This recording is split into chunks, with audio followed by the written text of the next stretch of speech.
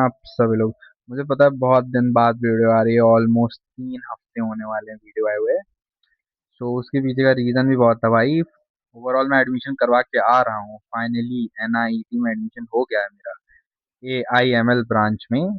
सो हाँ, मुझे AI allot हुई थी बट मेरी AIML हो गई है। उसका थोड़ा कुछ ज़्यादा ही सरकमटेंस था।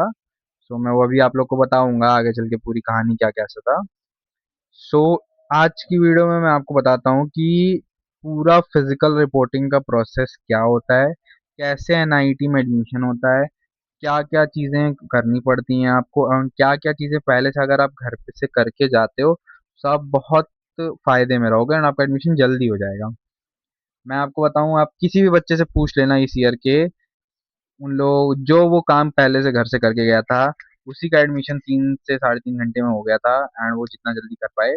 वरना लोग सुबह गए हैं 9 बजे एंड शाम को आए हैं 5 से 6 बजे, वो निकले हैं कॉलेज से, जस्ट बिकॉज उन्होंने वो चीज़ नहीं करके गई हुई थी। सो आज मैं आपको पूरा प्रोसेस बता देता हूँ, एंड नेक्स्ट ईयर वाले बच्चों को भी हेल्प मिलेगी, एंड खास करके अभी जो स्पॉट में आने वाले बच्चे हैं उनको ज़्यादा हेल्प मिलेगी। एंड नेक्स्ट ईयर भी यही सेम प्रोसेस रहेगा, आई एम डैम श्योर, क्योंकि हर साल यही रहता है। सो मैं आपको पूरा फिजिकल रिपोर्टिंग का प्रोसेस बता देता हूँ कि क्या कैसे करवाते हैं ये लोग, ठीक है। तो ये अपना चैनल जिसने अभी तक सब्सक्राइब नहीं किया, सब्सक्राइब कर लो। एंड यस, कॉलेज स्टार्ट होने वाला है।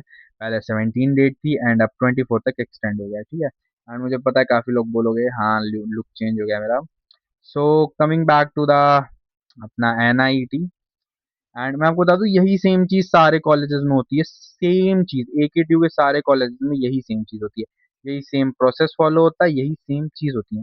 तो उससे पहले मैं आपको बता देता हूँ कि आपको फिजिकल रिपोर्टिंग के लिए तैयारी क्या क्या करनी है, ठीक है। सो आप कॉलेज में हर साल अपलोड हो जाता है कि उनको क्या रिक्वायरमेंट्स है। तो आप देखो यहाँ पे काउंसलिंग 2026 ये चल रहा है, देखो यहाँ पे आ गया। आप जब इस पे टैप करते हो तो ये एक साइट खुल जाती है, ठीक है। सो इन्होंने पहले से मेंशन करके कर रखा है मैंडेट क्यूआर, देखो यहाँ पे क्या लिखा है, QR code mandatory before coming for reporting, ठीक है। तो ये सब चीजें पहले से करके जानी है, जो बच्चे नहीं करके गए थे वो निकलते हैं 5-5 बजे, ठीक है। तो ऐसा क्या सीन है मैं आप लोग को बता देता हूँ, देखो। पहले तो इन्होंने अपना हेल्पलाइन नंबर दे रखा है, तो ये मैं आपको बता दूं ये आपका कभी नहीं उठता है, ठीक है। साफ सीधी बात है, क्योंकि काउंसलिंग में वो लोग बहुत बिजी रहते हैं। सेकंड, ये है QR कोड। सो देखो, अगर आप NIT में एडमिशन लेने जा रहे हो, किसी भी कॉलेज में जा रहे हो, वैसे तो वो कुछ कॉलेज जेल बजाज वगैरह में वो लोग वहीं पे बनाते हैं, बट NIT में क्या है कि ERP रजिस्ट्रेशन, ERP डाटा, जिसपे आपका सारा कॉलेज का डाटा आएगा, जिससे मतलब आपकी अटेंडेंस, आपका सब सिलेबस वगैरह सब कुछ उसी पे आता है, ठीक है। तो ये आप इसका रजिस्ट्रेशन आपको पहले से करके जाना है। सो आपको ये QR कोड स्कैन करना है, एंड देन एक ऐसी कुछ साइट खुल जाएगी, वहाँ पे रजिस्ट्रेशन कर लेना। मैंने कर दिया है इसलिए मेरे में नहीं शो कर रहा है, ठीक है। तो मैं आपको दिखा देता हूँ, देखो आप जब साइट पे छूओ ना, ये देखो रजिस्ट्रेशन कर लो, एंड फिर यहाँ पे आपका लॉगिन आ जाएगा। तो यहाँ पे सबसे बड़ी प्रॉब्लम क्या होती है मैं आपको बताता हूँ। देखो जब आप रजिस्टर कर देते हो ना, लॉगिन तो हो जाएगा ये, बट आपको पासवर्ड नहीं मिलता है। Then what you have to do, आपको यहाँ पे अपना ईमेल डालनी है। फॉरगेट पासवर्ड पे टैप करोगे तो ये कहेगा कैप्चा डालो, कैप्चा डालोगे देन आपकी मेल पे एक मेल आएगा, ईमेल पे, ओके। सो उसके स्पैम फोल्डर में वो ईमेल आएगा, ठीक है। काफी बच्चे परेशान होते हैं कि मतलब भाई लोग का मैसेज आता है कि भैया हुआ नहीं, मतलब वो नहीं आ रहा, वो नहीं आ रहा। मेरे काफी फ्रेंड्स को भी प्रॉब्लम आई थी, but the issue is that कि वो स्पैम में चला जाता है। आपको तुरंत अपना स्पैम खोलना है ईमेल में, जीमेल ऐप पे, ओके। सो वहां पे आपको दिख जाएगा रीसेट पासवर्ड का लिंक। जैसे आप रीसेट पासवर्ड पे टैप करते हो, देन आप रीसेट का लिंक आएगा, आप उस पर टैप करना है, नया पासवर्ड रख लोगे तो बन जाएगा। देन आपको क्या करना है, अपनी ईमेल यहाँ पे डालनी है, एंड यहाँ पे आप लॉगिन करोगे तो क्या होगा, फिर यहाँ पे आपसे वो कहेगा, आप अपना जाके कोर्स सेलेक्ट कर लो कि आप बीटेक के लिए अप्लाई कर रहे हो, ठीक है। फिर वहां से वो आपको जो जो बोलेगा वो सेम चीज आपको करनी है। तो वो आपसे मेनली क्या बोलेगा पता है, जो आपने यूपी टेक के फॉर्म में भरते समय डिटेल्स डाली थी, सेम डिटेल्स आपको यहाँ पे डालनी है। एंड आपको क्या करना है, एक पेन ड्राइव में, मैं आपको अभी वो बता देता हूँ, ठीक है। आपको सारे PDF वगैरह अपलोड करने हैं अंडर 300 KB में, ठीक है। तो आपको अपनी फोटो 50 KB के अंडर एंड सिग्नेचर अपनी 50 KB के अंडर करके फोटो रख लेनी है JPG में। एंड फिर वो फोटो आपको अपलोड करने को बोलेगा, वो कर देना आप, ठीक है। मैं ऑलरेडी कर चुका हूँ तो मैं वो चीज़ दोबारा कर नहीं सकता हूँ, तो मैं आपको दिखा नहीं सकता, ठीक है। एंड सारे डॉक्यूमेंट्स की PDF आपको 300 KB के अंडर करके आपको सब डालना है, ओके। एंड उसके बाद फिर जब आपका रजिस्ट्रेशन फाइनली सक्सेसफुल हो जाएगा, सारे डॉक्यूमेंट डाल दोगे, सारी डिटेल्स रिव्यू कर लोगे, आपके पेरेंट्स की डिटेल्स, आपकी डिटेल्स, आपके जेई मेंस का score, each and everything, address से लेके सब कुछ सबको आपको इस पे फीड करना है, ठीक है। देन फिर आपको क्या करना है, एंटी रैगिंग बनानी है। एंटी रैगिंग के लिए आप एंटी रैगिंग इस क्यूआर कोड को स्कैन करेंगे, ये सारी डिटेल्स डालेंगे, अपनी डिटेल्स डालेंगे, एंड आपको एंटी रैगिंग तुरंत एफिडेविट तुरंत आपका बन जाएगा, आप उसको डाउनलोड कर लीजिएगा। एंड आपको जो ब्रांच वगैरह अलॉट हुई है यही सब आपको डालना है, ये हर साल नया आता है, ओके। अब बात कर लेते हैं क्या क्या डॉक्यूमेंट्स रिक्वायर्ड थे। तो ये थे डॉक्यूमेंट्स क्या क्या रिक्वायर हैं, ठीक है गाइस। सो ये सारे डॉक्यूमेंट्स थे हम लोग को रिक्वायर्ड थे, आप यहाँ से देख लेना, ये हर साल अपलोड होता है, ठीक है। 10th-12th की माइग्रेशन एंड मार्कशीट, एंड फिर कैरेक्टर सर्टिफिकेट होता है, ये conduct certificate, EC medical original लगता है जो फॉर्मेट आता है। एंड अगर आपका गैप है तो gap, and UP Tech seat allotment letter, Aadhaar card, income अगर आपकी एफडब्ल्यू या सीट है, caste certificate, domicile, photographs. And ये देखो पेन ड्राइव में सारे डाटा, सारे डॉक्यूमेंट्स आपको 300 KB के अंडर पीडीएफ फॉर्मेट में रख लेना है। एंड फोटो सिग्नेचर एंड दोनों थंब के थंब इम्प्रेशन 50 KB इसके अंदर, एंड आपको डाटा कॉपी करके पेन ड्राइव पर दे दी जाएगी, ठीक है। सो ये हो गया। एंड मैं अब आपको बता देता हूँ फिर उसके बाद जब आप, ये आपका फी स्ट्रक्चर है नया वाला, एंड पेमेंट मोड आपकी यूपीआई वगैरह से हो जाती है, आप चाहे 2 बार में करो चाहे 3 बार में करो यूपीआई से, ठीक है। अब मैं आपको बताता हूँ मेन थिंग, जब आप कॉलेज जाओगे तो होगा क्या। When you will reach the college, वहाँ पे क्यूआर कोड पेस्टेड होगा, ठीक है। आप जब उस क्यूआर कोड को स्कैन करोगे तो वो आपसे कहेगा अपने यूपी टैग अलॉटमेंट का फॉर्म नंबर डालो, तो आप उसको डालोगे। फिर आपसे वो कहेगा रेफरेंस नंबर डालो, ठीक है। सो आप अपना यूपी टेक लॉगिन करके वहाँ से आप रेफरेंस नंबर लिखा रहता है सबसे ऊपर, उसको डाल दोगे। देन आपका लॉगिन हो जाएगा, आपका फिर ये साइट खुल जाएगी, ठीक है। देखो ये मेरा खुला हुआ था, स्टेप 1 खुल जाएगा यहाँ पे, ठीक है। आपको एक काउंटर अलॉट हो जाएगा, जैसे मुझे काउंटर नंबर 6 अलॉट हुआ था, ठीक है, डॉक्टर अंजलि पुंडेल, ठीक है, इनके पास। सो जब आप यहाँ पे जाओगे ना तो आप अपना यूपी टेक का सीट अलॉटमेंट लेटर इनको दोगे। सो ये आपको क्या करेंगी, एक फाइल देंगी, उसमें आपका एडमिशन फॉर्म रखा रहेगा, एंड आपका यूपी टेक सीट अलॉटमेंट पे टिक लगा के दे देंगे कि हाँ हो गया है। फिर आपका फिर वो यहाँ से ये आपका फर्स्ट स्टेप टिक हो जाएगा, ठीक है। देन आपका ये सेकंड प्रोसेस आएगा, आपको जैसे स्टेप बाय स्टेप काम करना है।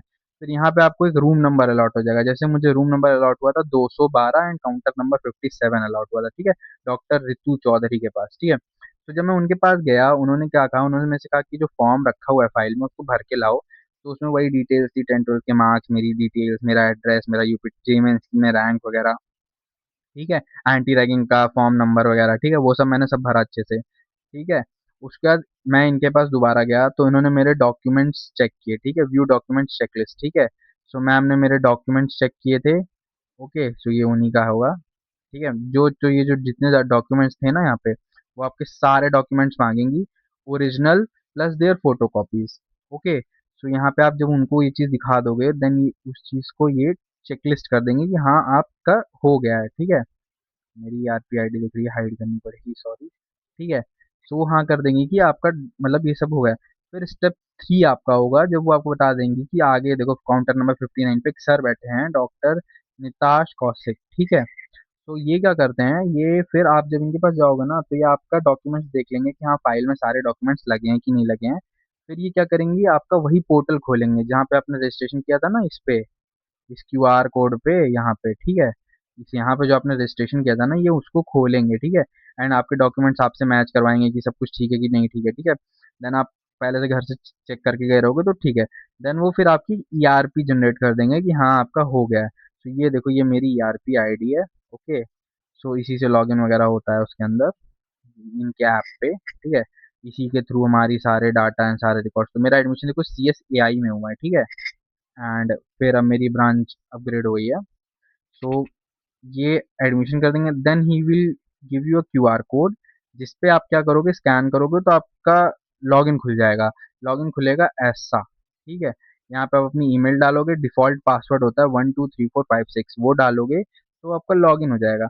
वहाँ पे फिर आपको ये बता देंगे, पूरा प्रोसेस एक्सप्लेन कर देंगे कि फीस कैसे पे करनी है, क्या कैसे है। तो आप वो कर लेना फीस वगैरह पे, एंड आपको चाहे 2 स्टेप में करो चाहे तीन तीन बार में पे करो, ठीक है। यूपीआई से आप पे कर सकते हो, मैंने 2 बार में की थी। 180 है फीस, 20,000 माइनस हो जाएगा काउंसलिंग वाला।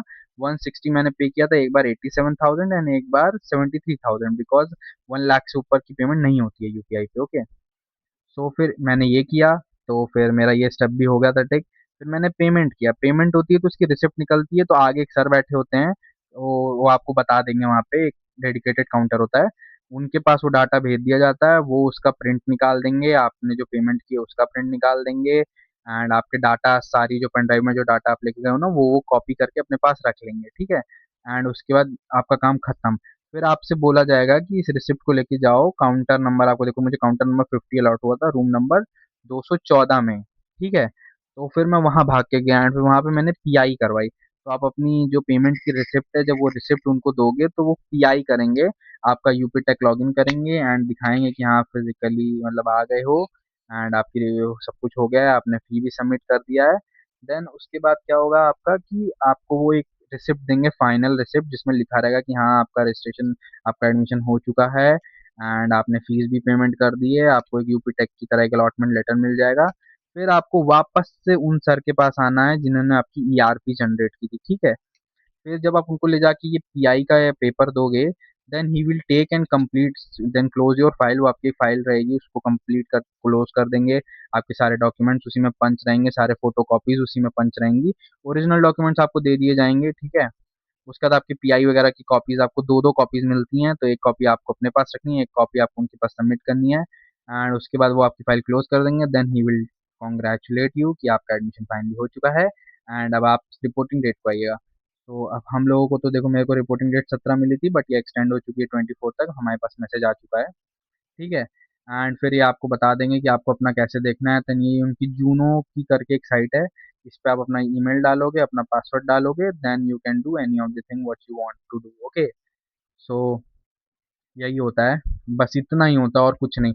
तो अगर आपने ये ईआरपी जो यहाँ यहाँ पे इसको रजिस्टर करके इसमें अपना सारा डाटा पहले से फीड करके गए हो, पीडीएफ वीडीएफ बना करके, ठीक है, अपलोड करके उसको 300 KB में, तब तो आप जल्दी निकल जाओगे, 2 घंटे में एडमिशन हो जाएगा। लेकिन अगर आपने ये नहीं करके गए हो तो भाई 5 बजे या 6 बजे से पहले नहीं निकल पाओगे, ठीक है। बस इतना ही होता है एंड बस और कुछ नहीं। एंड फिर जब आपसे बोला जाए तो अपना आ जाओ। सो दैट्स ऑल गाइस, इतना ही होता है फिजिकल रिपोर्टिंग में, और कुछ नहीं होता है। एंड मैंने कैसे ट्रैवल किया उसका ब्लॉग आ चुका है चैनल पर, जा करके देख लेना, ओके। सो मिलते हैं तब तक किसी और वीडियो में। एंड अगर वीडियो हेल्पफुल लगे, एंड भाई हेल्पफुल तो बहुत है क्योंकि मैंने आपको पूरा इतना ही होता है जितना मैंने आपको बताया, इसके अलावा और कुछ नहीं होता है। सब इतनी हेल्प किया तो चैनल को सब्सक्राइब तो बनता ही है। चलो मिलते हैं किसी और वीडियो में, तब तक के लिए बाय बाय।